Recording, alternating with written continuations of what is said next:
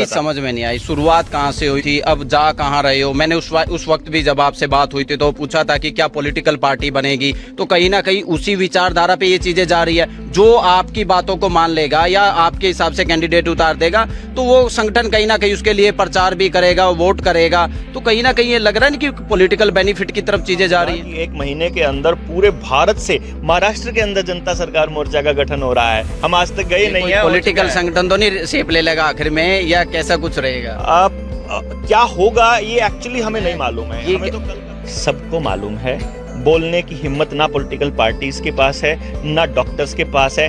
जो teacher school वाले बच्चों को जबरदस्ती ठोक रहे हैं, खुद फर्जी सर्टिफिकेट बनाए हुए हैं, उनको मालूम नहीं है कि कितना गलत हो रहा है। दुनिया किसके दबाव में है? सारी पॉलिटिकल पार्टी, सारे डॉक्टर्स, दुनिया भर के जो उनको पैसे देते हैं, जो उनको खाने को दे रहा है। कौन दे रहा है? वर्ल्ड इकोनॉमिक फोरम के फॉर्चून 500 के बड़े घाघ आदमी, जिन्होंने वर्ल्ड इकोनॉमिक फोरम और वर्ल्ड इकोनॉमिक फोरम बना के यूनाइटेड नेशंस का एजेंडा 21 टेक ओवर करके, जिसका एजेंडा 2030 जिसका नाम दिया है, जिसको सस्टेनेबल डेवलपमेंट प्रोग्राम बोलते हैं। आज बता रहा हूं आपका आने वाले वक्त के अंदर, आप अभी तो आपको बीमारी के नाम पे लॉकडाउन लगा है, आने वाले वक्त में क्लाइमेट लॉकडाउन लगने वाला है। आज बता रहा हूं, वही रॉकफेलर फाउंडेशन आज WHO को सबसे ज्यादा फंडिंग देती है।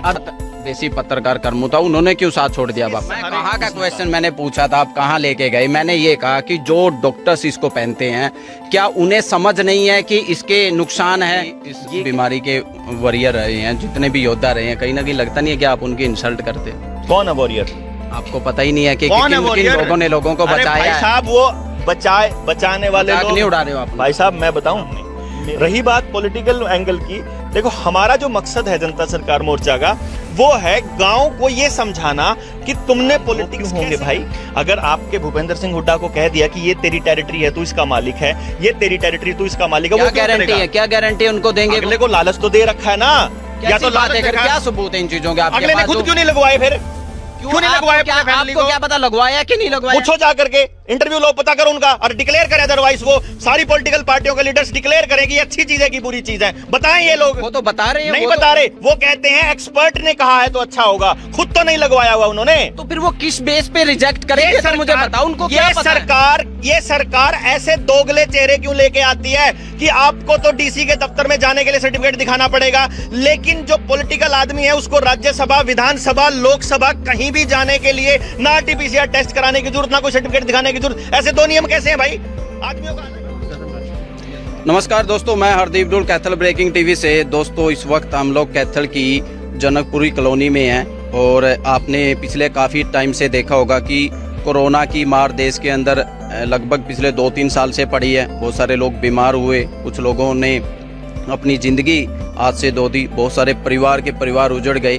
और इसमें आपने ये भी देखा होगा कि कुछ ऐसे लोग भी हैं जो मुहिम चलाए हुए हैं। मतलब ये उनका कहना है कि ये मुहिम है कि ये जो षड्यंत्र है कोरोना को लेकर के, उन्होंने कहा कि ये पूरी सरकार का या फिर हेल्थ एक्सपर्ट के लोगों का, अलग अलग जितनी भी पॉलिटिकल पार्टी है देश के अंदर, उनका सब लोगों का मिलकर के कि ये षड्यंत्र है। तो कौन वो लोग हैं वो आप शायद पहचान चुके होंगे कि मैं किन के बारे में बात कर रहा हूँ। जी हाँ, मैं बात कर रहा हूँ जिनका हम पूरा नाम भी नहीं ले सकते हैं, डॉक्टर ... और वो अभी हमारे साथ हैं, हम लोग उनसे सवाल जवाब करेंगे।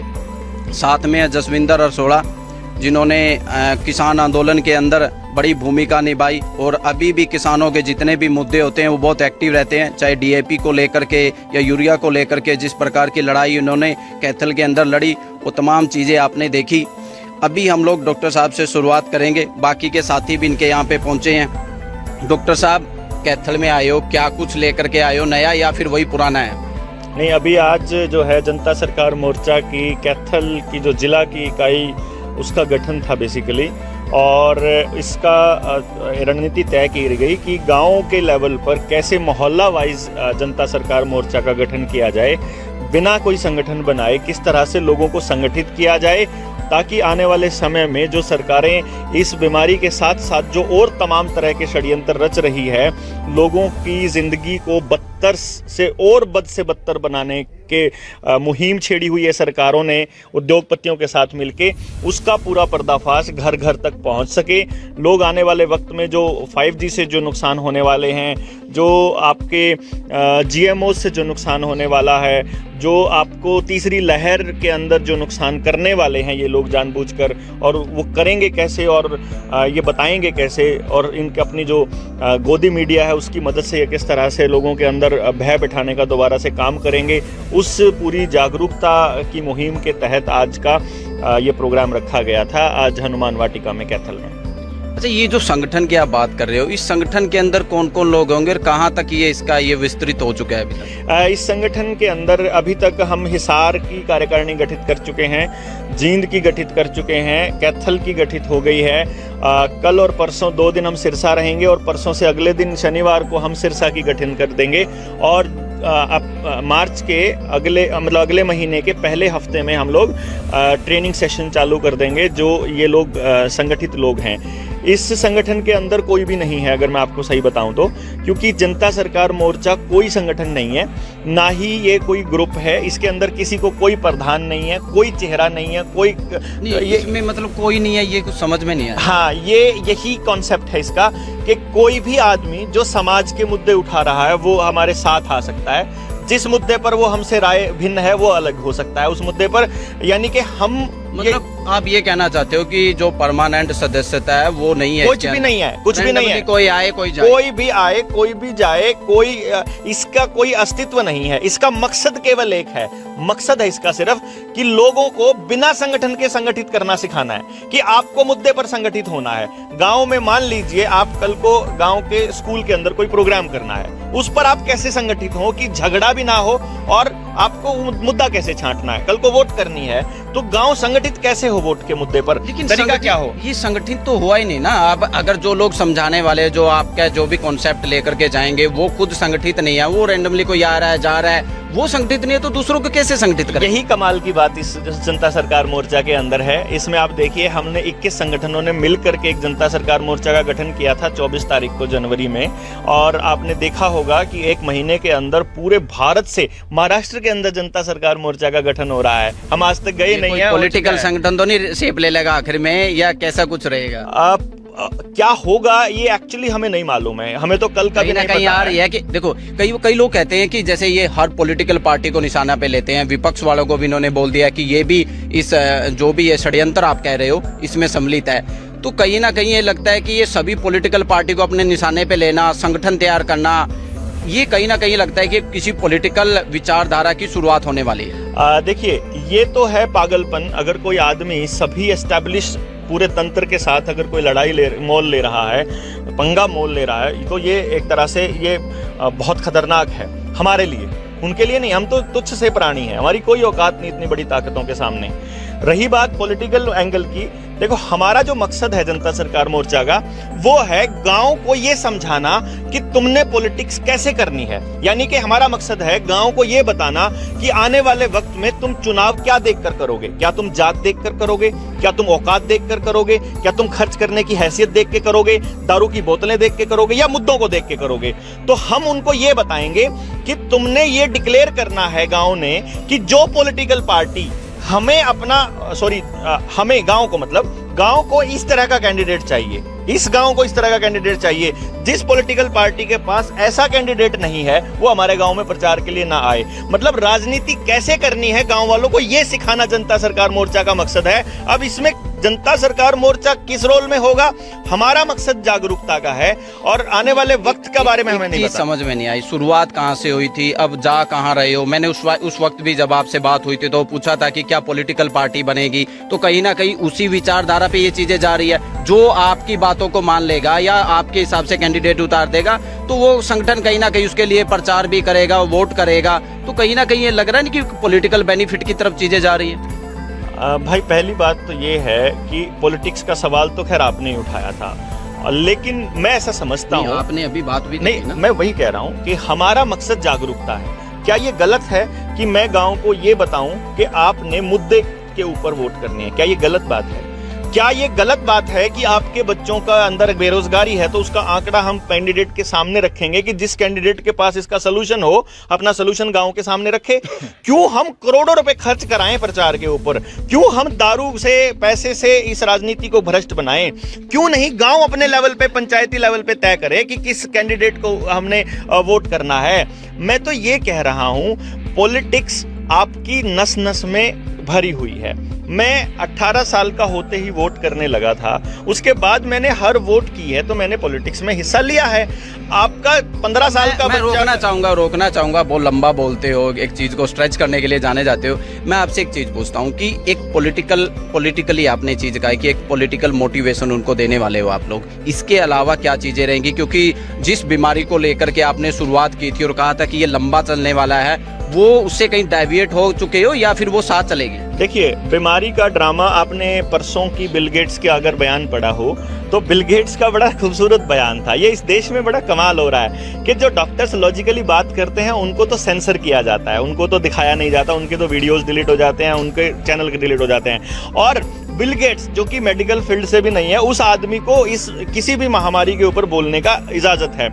बिल गेट्स ने परसों बयान दिया है और जो उसका बयान होता है वही हर प्रधानमंत्री का होता है। समझिए, बिल गेट्स ने कहा कोरोना तो मैजिकल तरीके से, एक अजीब से तरीके से खत्म होने लगा है, बड़ा ड्रास्टिक सा चेंज आया और अभी दुनिया को नई महामारी के लिए तैयार रहना है। और ये बात मैं 2 साल से बोल रहा हूं कि ये आपका लिए 8 इंतजाम किए उन्होंने, 8 बूस्टर डोज चले, 8 तक चलेगा। अगर ये बीच में हमने रोक लगा दी तो ये दूसरी महामारी आएगी, जब साइड इफेक्ट आने लगेंगे तो अगला वेरिएंट आएगा। ये भाईजान आपको जो हो रहा है, एक्चुअली जो खेल चल रहा है, ये जो महामारी के नाम पर या इस बीमारी के नाम पर जो लोगों को जागरूक करने हम निकले थे, ये महामारी उस पूरे षड्यंत्र का इतना सा हिस्सा है। उस षड्यंत्र को जब तक पूरा का पूरा लोगों के सामने नहीं रख देते, जब तक उसको नेस्ता नाबूद नहीं कर देते, गाम राम को इससे बचा नहीं देते, तब तक ये मोर्चा नहीं रुकने वाला। मैं आपसे एक चीज पूछता हूँ, जो आपका संगठन है उसकी क्या क्वालिफिकेशन रहेगी? वो जैसे जागरूक करने की बात कही आपने, चाहे वो फिर हेल्थ एक्सपर्ट से रिलेटेड मुद्दे हो, तो उनकी क्वालिफिकेशन क्या कुछ रहेगी या फिर कोई भी आ सकता है? देखिए, कोई भी आ सकता है। फिर वो कैसे गाइड करेगा लोगों को हेल्थ को लेकर के? कैसे? मैं बता रहा हूँ ना, आप हेल्थ का क्या है, मेरे को धूप लेनी चाहिए और धूप जो है वो वायरस खत्म करती है, इसके लिए आपको डिग्री की जरूरत है क्या? आपको खेती कैसी करनी है, जो आदमी खेती पे काम कर रहा है, अभी सुनील भाई यहाँ पर, सुनील शर्मा बैठा हुआ था, वो नीचे फोन पे लगा हुआ है, सुनील ऑर्गेनिक खेती पे काम कर रहा है, एक बंदा नेचुरल खेती पे काम कर रहा है, एक बंदा पंचगव्य पे काम कर रहा है, एक आयुर्वेदा पे कर रहा है, एक होम्योपैथी पे कर रहा है, एक नेचुरोपैथी पे कर रहा है। जो ऑलरेडी कर रहे हैं एग्जिस्टिंग लोग, वो आपको बताएंगे, बता रहे हैं। हमने नेचुरल तरीके से, आपने चीजें गलत साबित हुई फिर क्या होगा? आपको खान पान अच्छा करना चाहिए, गलत है क्या? नहीं, मैं खान पान की बात, आपने किस चीज की शुरुआत की थी? आपने कहा था कि मास्क सही नहीं है। हाँ। लेकिन मेडिकल की अगर हम लोग बात करें, आप तो खुद डॉक्टर हैं। हाँ। मेडिकल के अंदर मास्क तो एक कहते हैं ना कि चोली दामन का साथ है डॉक्टर का और मास्क का शुरुआत से, तो फिर वो अगर गलत है तो वो कैसे, मतलब उनके लिए सही कैसे था? मास्क का इजाद कैसे हुआ, पहले इसकी तरफ जाइए। 17वीं शताब्दी के अंदर, 17वीं शताब्दी के अंदर मास्क का इस्तेमाल स्लेव्स के लिए किया जाता था। जब गुलाम प्रथा थी, जब सड़क के ऊपर चलते थे, मालिक में और गुलाम में अगर फर्क बताना होता था तो जिसके चेहरे पर मुंह ढकने का जुगाड़ है वो जो है वो गुलाम था, ये तय था। रसोइयों के अंदर लोहे के मास्क लगाए जाते थे और पीछे से कुंडी और लोक लगाया जाता था कि ये रसोई में बादाम बदूम ना खा जाए नौकर। गुलामों के लिए लगे थे ये मास्क का खेल। उस टाइम पर तो एलोपैथी नाम की कोई चीज भी नहीं थी भाई। जिस टाइम पे मास्क प्रथा थी दुनिया के अंदर, उस टाइम पे तो एलोपैथी नाम की चीज ही नहीं थी। ये तो WHO ने, जो WHO का गठन ही द्वितीय विश्व युद्ध के बाद हुआ है, फ्लेक्सनर रिपोर्ट के बाद।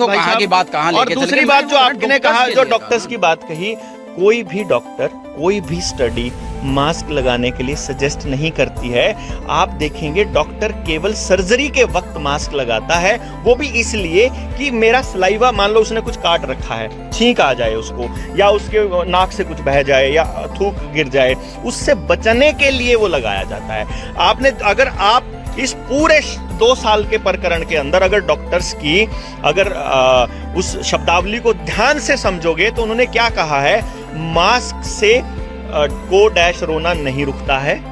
हम केवल प्रोटेक्टिव मेजर के तौर पर इस्तेमाल करते हैं कि कहीं आपके थूक में ना हो और दूसरों को ना लग जाए। यानी कि ये इसलिए नहीं लगाया जाता कि आपकी बचत है, ये कहते हैं कि हम तुमसे दूसरों को बचाने की बात करते हैं। क्या कहना है, ये खतरनाक है कि सही है, या इसका कोई मतलब पहनो? मेरी इस लाइन पर आपकी वीडियो उठ जाएगी, लेकिन मेरी बात का मतलब समझने के लिए दर्शक अपने आप समझ जाएंगे।